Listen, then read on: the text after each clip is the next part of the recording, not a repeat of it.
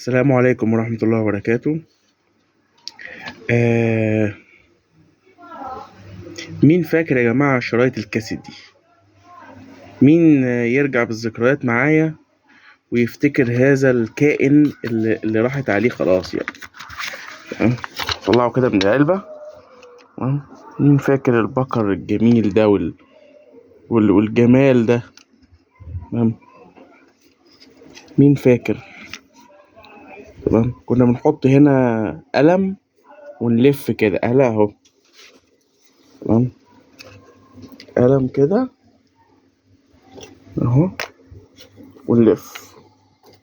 ومين يقول لي ان هو كان يعرف يلحم الشريط ده؟ ويلحمه بايه يعني؟ كان بيتلحم بحاجه كده الستات اكتر كانت تعرفها. ايه هي الحاجات دي او الحاجه دي يعني؟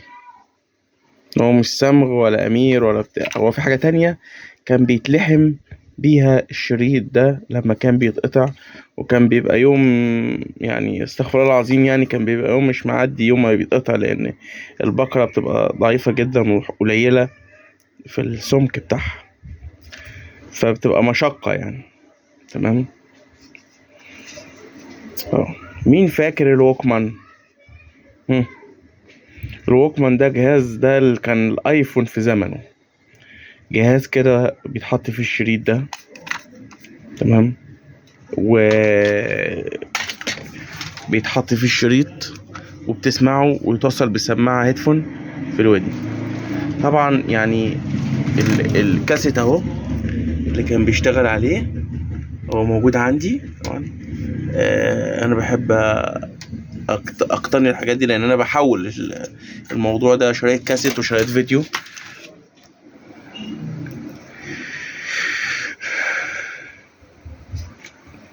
شريط من الزمن الجميل، حتى تحس ان هو بحالته يعني، مش متأثر بحاجة ولا. حاول اصوره لكم كده. السفنجة دي لازمتها ان هي كانت بتمسح الشريط من الاتربة او الوساخة. تمام، كويس ان هو شفاف. ده كان بيتباع. طبعا دي النسخة اللي هي بتبقى تقليد طبعا، مش اللي هي الأصلية. طبعا الأصلية بتبقى ستيريو. ده الشرايط دي بتبقى النسخة، بتبقى معمول نسخة تانية يعني على الشريط. حاجة من الزمن الجميل مش هتتعوض تاني.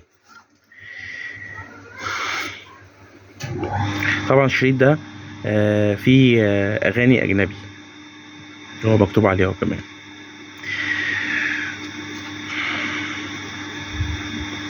ان شاء الله يعني هعمل لكم فيديو تاني عن شرايط الفيديو. تمام، VHS وفي بيتا ماكس برضو. تمام. هعمل لكم باذن الله سلسله كده عن النوستالجيا الجميله دي، و اغاني بقى التسعينات والكوكتيل وحاجات اللي هي مش هتتعوض دي يعني. اغاني التسعينات دي كانت الفاكهه بتاعت الجيل بتاعنا يعني. والسلام عليكم ورحمة الله وبركاته.